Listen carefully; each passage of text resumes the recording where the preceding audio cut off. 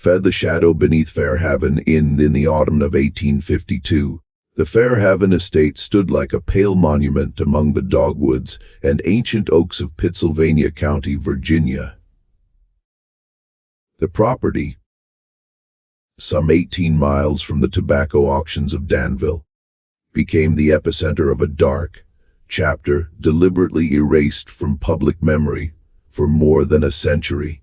According to documents uncovered during courthouse renovations in 1963, what transpired at Fairhaven defied every established order of antebellum Virginia. The plantation belonged to the Crawford family, who had accumulated considerable wealth through tobacco, hemp, and the domestic slave trade. Jonathan Crawford, his wife Margaret, and their 3 children occupied the main house, a stately structure with 16 rooms, and the distinctive columned facade, typical of wealthy Virginia estates. But what distinguished Fairhaven was not its architectural grandeur, but rather what lay hidden beneath it. A journal recovered from the Danville Historical Society archives, purportedly written by a county physician named Dr. Samuel Whittaker, contains the first recorded account of the events. The journal entry dated August 2, 1852 notes, "Called to Fairhaven upon urgent request from neighboring plantation. No response at main house. Unusual silence prevails. House appears abandoned despite no prior notice of travel." The peculiar aspect of this case begins with the fact that no one reported the Crawford family missing for nearly 3 weeks. According to tax records and business ledgers preserved in the county archive, Jonathan Crawford was known for his punctuality and business acumen. His sudden disappearance from a scheduled auction in Danville on July 14 initially raised no alarms. Summer fevers were common, and temporary absences were often attributed to illness. What followed would be documented only in fragments, pieces of evidence carefully collected, but deliberately filed away in records marked administrative irregularities, a euphemism used by county officials for cases deemed too sensitive for public knowledge. According to testimony collected from neighboring plantation owners, Fairhaven maintained a population of approximately 52 enslaved individuals. Among them was a man recorded only as Jeremiah, described in property ledgers as approximately 32 years of age, literate, trained in carpentry and metal work, purchased from Richmond in 1846. Jeremiah's name appears repeatedly in what remains of the subsequent investigation. The account of what actually occurred at Fairhaven must be pieced together from multiple sources. The most comprehensive narrative comes from a deposition given by William Parker, overseer at the neighboring Hickory Grove plantation, recorded by County Sheriff Thomas Blackburn on August 9, 1852. Parker stated that after several days without communication from Fairhaven, he dispatched 2 of his men to inquire about delayed shipments. They returned describing the plantation as eerily quiet, with no visible activity in the fields or quarters. Parker himself rode to investigate the following day.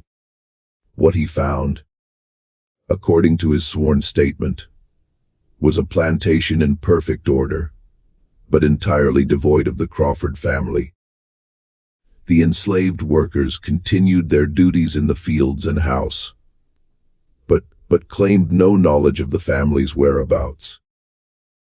When questioned about the master's absence, they reportedly directed all inquiries to Jeremiah, who had apparently assumed management of daily operations.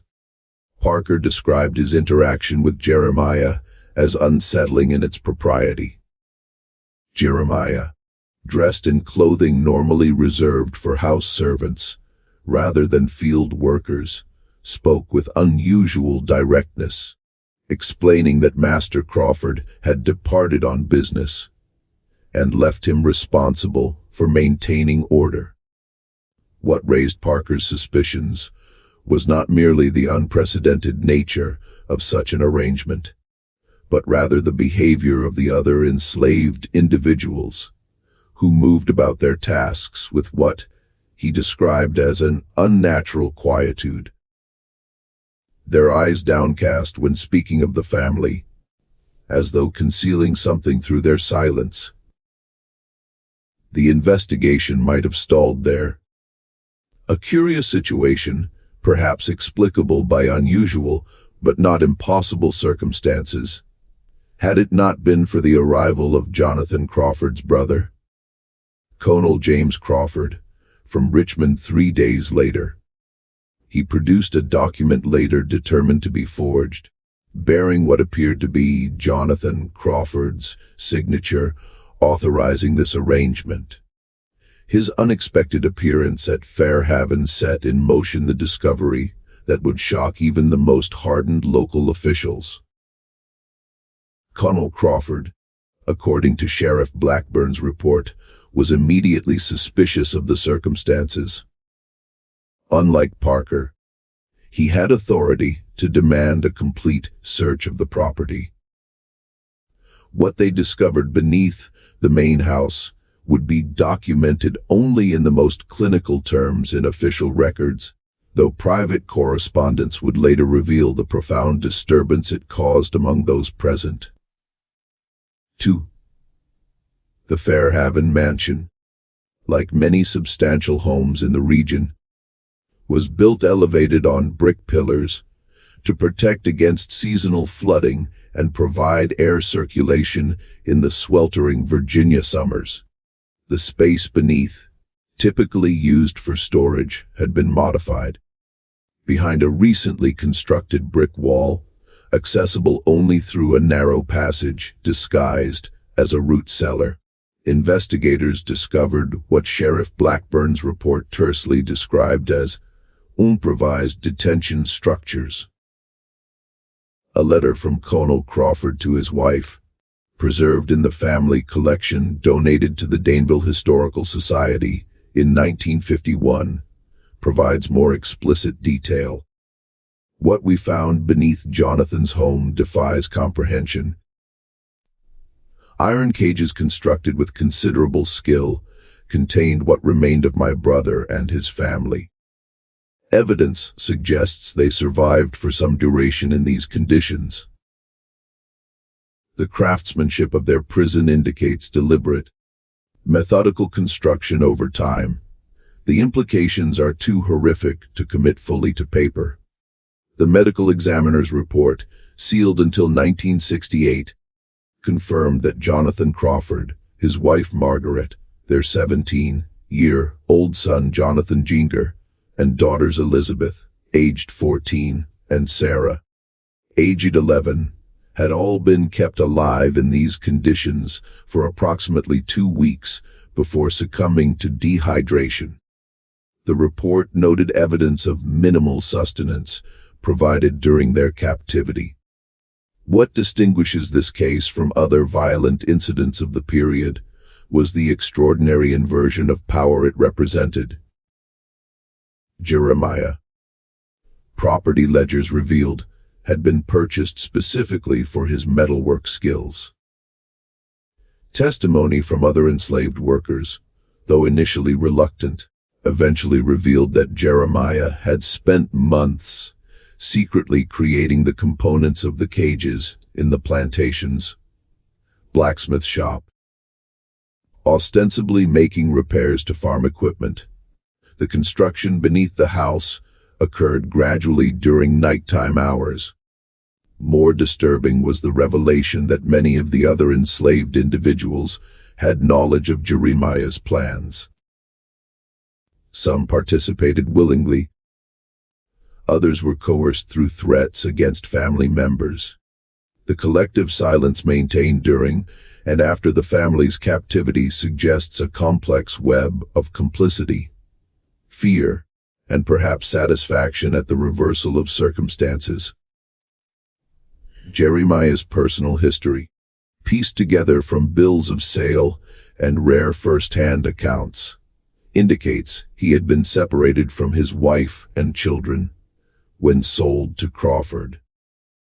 According to testimony from other enslaved workers, he was subjected to particularly harsh treatment at Fairhaven, including regular whippings for infractions as minor as excessive contemplation or inappropriate expression, terms noted in Jonathan Crawford's disciplinary ledger. The psychological dimensions of the case were perhaps most clearly articulated in the journal of Reverend Samuel Whitfield, who visited Fairhaven after the discovery. He wrote, "What occurred here represents not merely an act of violence, but a methodical reconstruction of the very power structure these people inhabited. The family was not simply killed, but made to experience prolonged confinement and helplessness. The very conditions they had imposed upon others. The calculated nature of this reversal suggests a mind focused on more than mere revenge. Court records indicate that 27 of Fairhaven's enslaved population were ultimately implicated in the conspiracy. Jeremiah and 7 others identified as primary collaborators were publicly executed on September 6, 1852. The others received various punishments. What's notably absent from official records is any transcript of Jeremiah's testimony or final words. According to a newspaper clipping preserved in the Danville Historical Society archives, he maintained an unnerving silence throughout the proceedings. 2. The Fairhaven case created significant anxiety among plantation owners throughout the Piedmont region. Private correspondence between wealthy families reveals a sudden preoccupation with security measures and increased scrutiny of skilled, enslaved workers. A letter from plantation owner William Thornton to his brother in Kentucky notes, "The Fairhaven incident, while not publicly discussed, has cast a shadow over our community. One cannot help but wonder what thoughts move behind the eyes of those we believe we know." The Crawford family's remains were interred in a private ceremony at Danville's Green Hill Cemetery. The original headstones, according to cemetery records, made no mention of the circumstances of their deaths, stating only that they departed this life July 1852. The plantation itself was sold the following year, the new owners demolishing the original house and rebuilding on a different portion of the property. Perhaps most telling about the impact of these events is how thoroughly they were suppressed from public memory. No newspaper accounts explicitly detailed what occurred at Fairhaven. Official records were deliberately obscured. The case appears in No Known History of Pittsylvania County, published before 1970. This institutional silence speaks to the profound threat that Jeremiah's actions represented, not just a physical danger, but an ideological one that challenged the foundational narratives of Southern society. A further disturbing epilogue emerged in 1966, when excavation for a housing development near the original Fairhaven site uncovered a tin box containing what appeared to be Jeremiah's personal writings. These papers, now held in the Virginia State Archives restricted collection, reveal that his plan extended beyond the Crawford family. Diagrams and lists suggest an intended region-wide uprising, with the Fairhaven incident designed as merely the initial phase. Names of collaborators on neighboring plantations appear alongside detailed schedules and maps. The discovery of these documents prompted a brief, unpublicized investigation by local authorities, who determined that many of the individuals named had been sold to destinations across the South following the Fairhaven incident, their connections and potential plans fragmented by their dispersal. The investigation was officially closed in February 1967, the report sealed for 50 years. In the winter of 1968, Dr. Margaret Carver, a historian researching antebellum resistance movements, petitioned for access to the Fairhaven records. Her subsequent article, published in an obscure academic journal, noted an unsettling detail from Jeremiah's writings. Specific measurements of the cages indicated they were precisely sized as to allow the captives to neither stand fully upright nor lie completely flat, dimensions that mirrored the conditions of the vessels used in the Middle Passage that brought enslaved Africans to America. Dr. Carver's research was discontinued after she reportedly received numerous threatening letters. Her office at Emory University was vandalized in March 1969, with specific notes from her Fairhaven research destroyed. She subsequently accepted a position at a university in Canada and did not publish on the subject again. The land where Fairhaven Plantation once stood has changed hands numerous times over the intervening years. By 1968, it had been subdivided for residential development. Construction workers reported numerous instances of equipment failure and unexplained accidents, particularly in the vicinity of where the original house stood. The development company eventually abandoned the project, citing soil instability concerns. Today, a portion of the former Fairhaven property remains undeveloped woodland. Local residents report avoiding the area, particularly after dusk. Some attribute this aversion to knowledge of the land's history. Others simply describe an instinctive sense of discomfort. A small historical marker, erected in 2002, makes brief reference to the plantation that once occupied the site, but mentions nothing of Jeremiah or the events of 1852. The last known document relating directly to the case is a letter written in 1958 by Mary Collins, identified as the granddaughter of an enslaved woman who had been present at Fairhaven. The letter, addressed to the Danville Historical Society, but apparently never delivered, was found among Collins' possessions after her death in 1964. In it, she recounts a story told by her grandmother about the night the Crawford family disappeared. She said they took them in their sleep, moving through the house like shadows. Jeremiah had crafted special locks that made no sound when turned. The family made no cry that anyone heard. Grandmother said the most terrible thing was the silence, how everyone continued working the next day, as though nothing had changed. Stepping carefully over the cellar door beneath, which the master and his family remained alive, listening to the footsteps above them, experiencing for themselves what it meant to be property rather than persons. What makes the Fairhaven case particularly disturbing is not merely the gruesome fate of the Crawford family, but the methodical role reversal it represented. Jeremiah did not simply kill his oppressors. He systematically subjected them to a mirror experience of the institution they had perpetuated.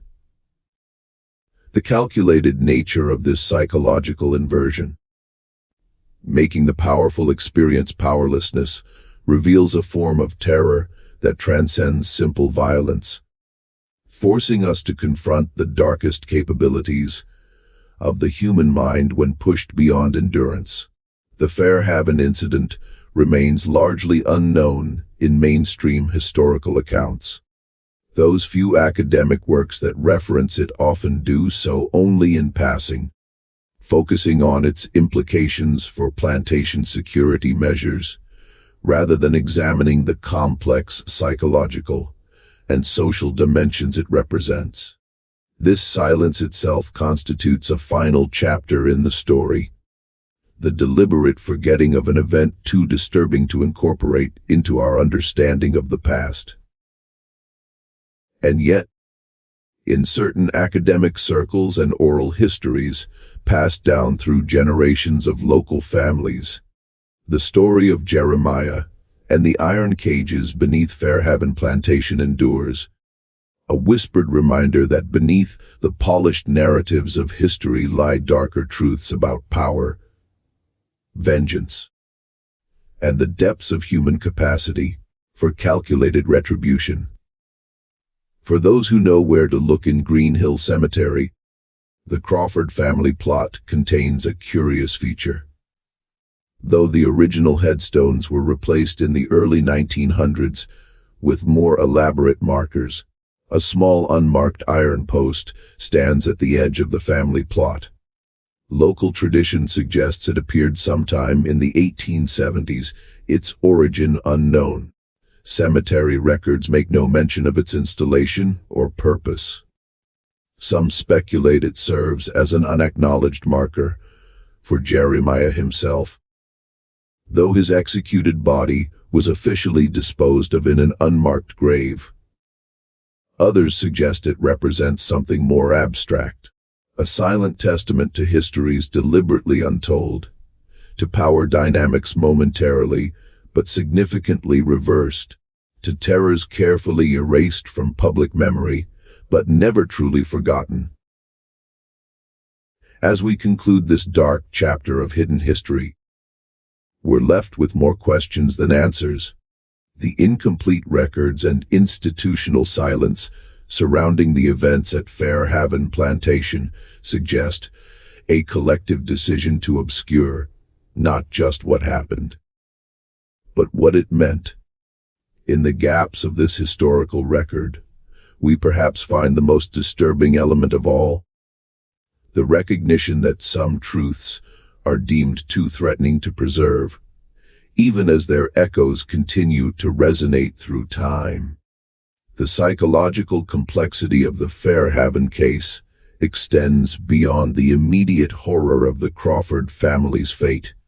According to a series of letters discovered in 1961 during the renovation of a former slave quarter converted to a storage building, at least 3 enslaved individuals attempted to free the family during their captivity.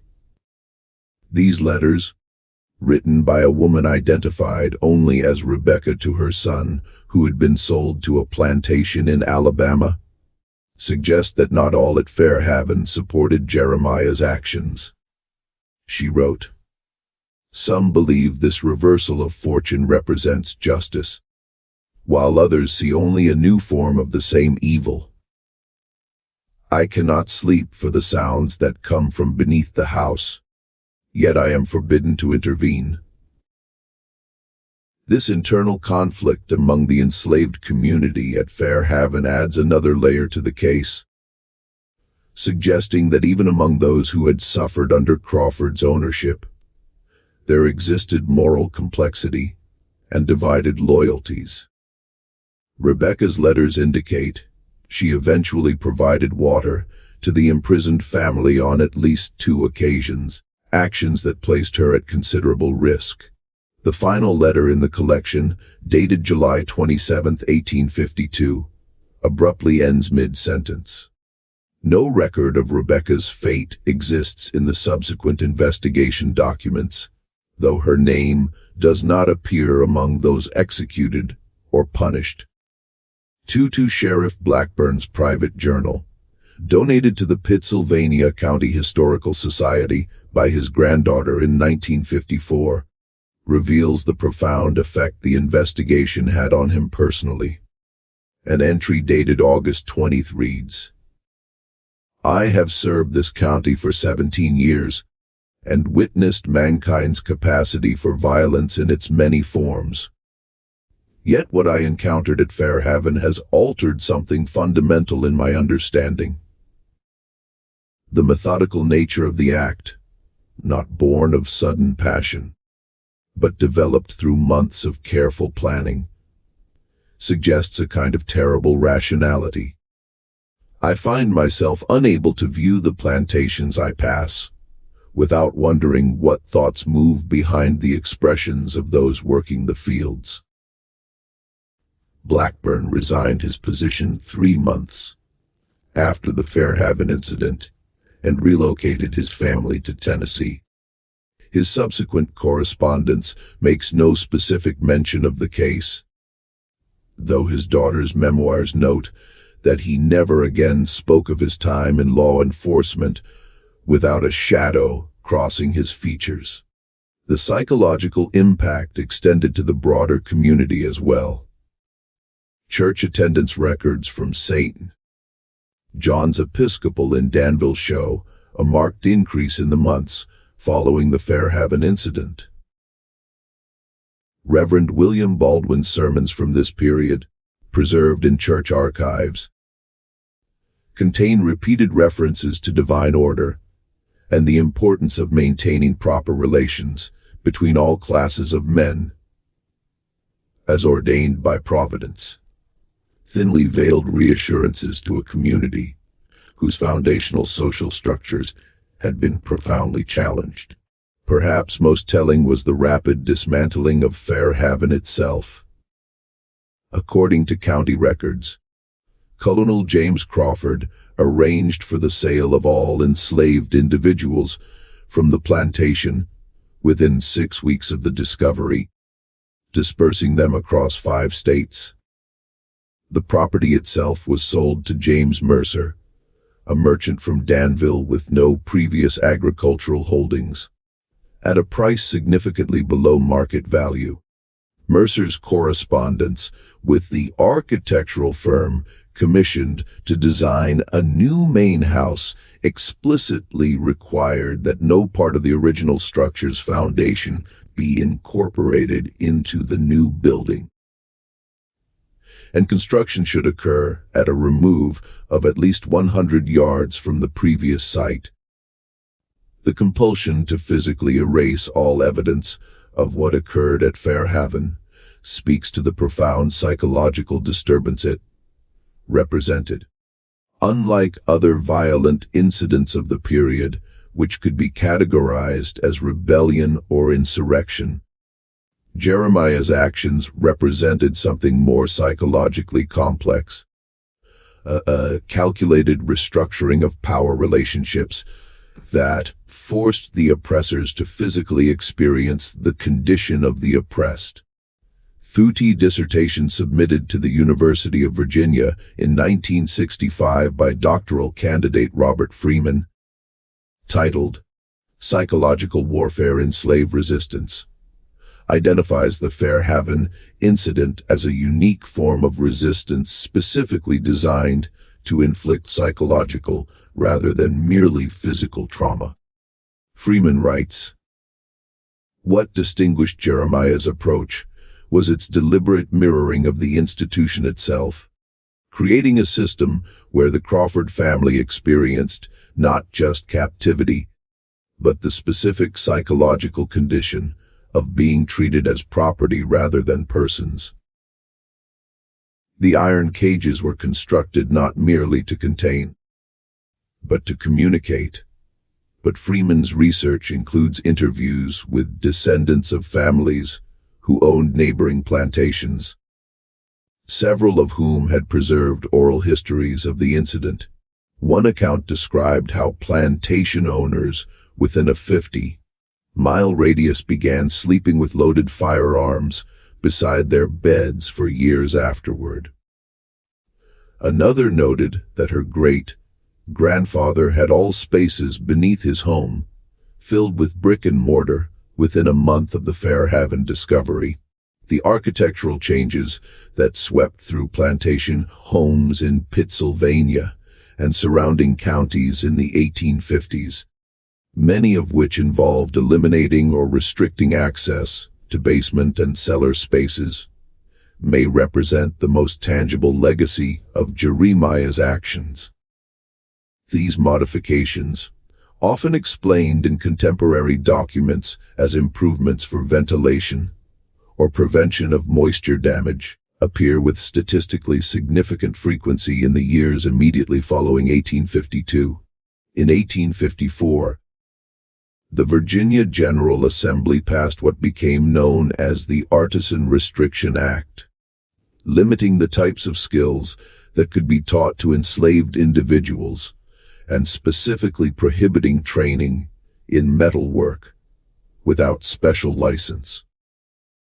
While the law made no direct reference to the Fairhaven incident, legislative records contain committee discussions that clearly allude to it, with one senator noting the recent demonstration of how certain mechanical skills might be turned toward disturbing ends. 2. Despite efforts to suppress knowledge of the incident, fragments persisted in cultural memory. A folk song collected by musicologist Alan Lomax during field recordings in the Blue Ridge Mountains in 1934 contains verses that scholars have connected to the Fairhaven case. Iron Man made iron rooms down below where no one sees. Master's house became Master's tomb. Tables turned on bended knees. The elderly singer, identified in Lomax's notes as William Johnson, claimed to have learned the song from his grandfather, who reportedly witnessed the public execution of Jeremiah and his co-conspirators. The execution itself represents another disturbing chapter in this history.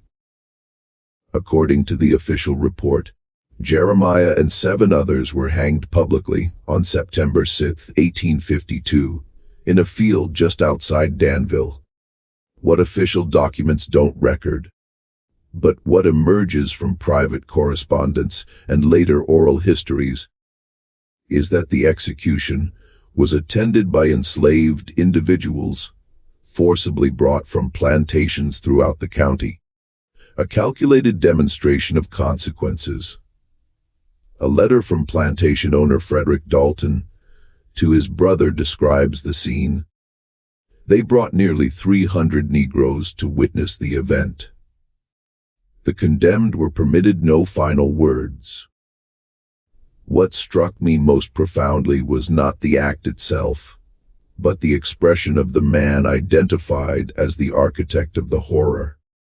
Even at the moment of death, his gaze remained level, his eyes moving deliberately across the crowd, as though committing each face to memory. I confess it caused me to look away first.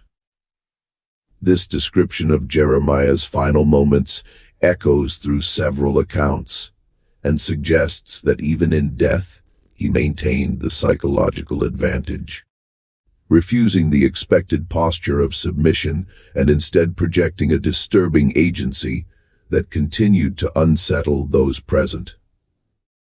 The Fairhaven case raises profound questions about the nature of terror as a response to systemic violence. Jeremiah's actions cannot be categorized simply as revenge, for revenge typically seeks equivalent harm. What occurred at Fairhaven was instead a carefully constructed inversion, a theatrical restructuring of power relationships, designed not merely to kill, but to communicate through experienced suffering. This communicative aspect emerges most clearly in one of the most disturbing details from the medical examiner's report. The document notes that small openings had been incorporated into the design of the cages, apparently to allow those imprisoned to observe the normal functioning of the plantation continuing without them. Several witnesses reported that Jeremiah would occasionally bring ledgers and accounting books to these openings, asking Jonathan Crawford for instruction on plantation management matters, a grotesque parody of their former relationship. In 1959, construction workers excavating for a gas line near the former Fairhaven property, uncovered a metal box containing personal items believed to have belonged to Jeremiah. Among these was a small hand-crafted book, its pages made from scraps of different papers, bound together with thread. Inside were detailed diagrams of mechanical devices, mathematical calculations, and a series of writings in a cipher that has never been fully decoded. The few fragments that scholars have translated suggest a deeply philosophical dimension to Jeremiah's thinking, with one passage reading, "Freedom exists first in the mind. The body may be chained while the mind creates new worlds and possibilities." This artifact suggests that Jeremiah possessed not just technical skill, but a complex intellectual and philosophical framework that informed his actions. The sophistication of his thinking contrasts sharply with the period's prevailing characterizations of enslaved individuals as intellectually limited, a prejudice that may have enabled him to develop his plans undetected, as his capabilities would have been systematically underestimated. The Fairhaven incident occurred at a particular historical inflection point. The early 1850s saw increasing tensions around slavery, with the Fugitive Slave Act of 1850 intensifying Northern abolitionist sentiment while hardening Southern resolve to maintain the institution. Jeremiah's actions, while locally suppressed, inevitably filtered into national consciousness through private correspondence and word of mouth. References to an unnamed Virginia incident appear in several abolitionist publications of the period, though always in veiled terms. Frederick Douglass, in an 1854 speech in Rochester, made what some scholars believe was an oblique reference to Fairhaven when he stated, "There comes a moment when the oppressed may devise means to communicate the true nature of their condition to those who impose it through methods that cannot be ignored or misunderstood." The specific wording, particularly the emphasis on communication, rather than merely resistance, suggests knowledge of Jeremiah's particular approach. The deliberate erasure of the Fairhaven incident from official historical narratives reflects more than just the suppression of a single disturbing event.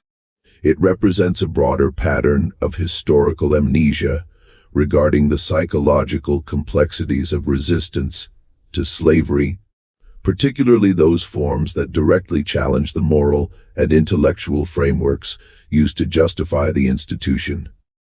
In 1969, during preparations for a highway expansion near the original Fairhaven site, workers uncovered a mass grave containing the remains of at least 7 individuals. Archaeological examination determined these were the bodies of Jeremiah and the others executed for the Fairhaven incident, rather than being buried in the officially designated location for executed criminals. They had been interred secretly on what was once the plantation property. Forensic analysis revealed that at least 3 of the bodies showed signs of post-mortem mutilation. This discovery prompted a brief renewed interest in the case among civil rights activists and historians, though mainstream publications remained largely silent. The remains were eventually reinterred in an unmarked location in Green Hill Cemetery. The ceremony, attended by a small group of historians and descendants of formerly enslaved families from the region. One attendee, Eliza Johnson, then 87 years old, claimed her grandmother had been a house servant at Fairhaven, who escaped punishment due to her youth. According to Johnson, the story had been passed down through generations with an admonition: "Remember Jeremiah, not for what he did, but for what was done to make a craftsman into a monster. 2. This generational perspective highlights perhaps the most disturbing aspect of the Fairhaven case. Its illustration of how systems of oppression may create the very horrors they most fear. Jeremiah's transformation from skilled craftsman to architect of psychological torture did not occur in isolation, but rather through years of experienced trauma, humiliation, and the severing of human bonds through the sale of his family. The last significant research on the Fairhaven case was conducted in 1968 by historian Dr. Thomas Mitchell, whose unpublished manuscript, Excavating Silence, Suppressed Narratives of Slave Resistance, contains the most comprehensive analysis of the available evidence. Mitchell's work remains unpublished due to his sudden death in an automobile accident in early 1969, just weeks after he reported receiving threatening letters regarding his research. Mitchell's papers, now held in the special collections of Howard University, include correspondence with several elderly residents of Pittsylvania County who claimed familial connections to those present at Fairhaven. One letter from a woman identified only as MJ states, "My great-great-grandmother was a house servant there. She told my grandmother, who told my mother, who told me, that in the weeks before it happened,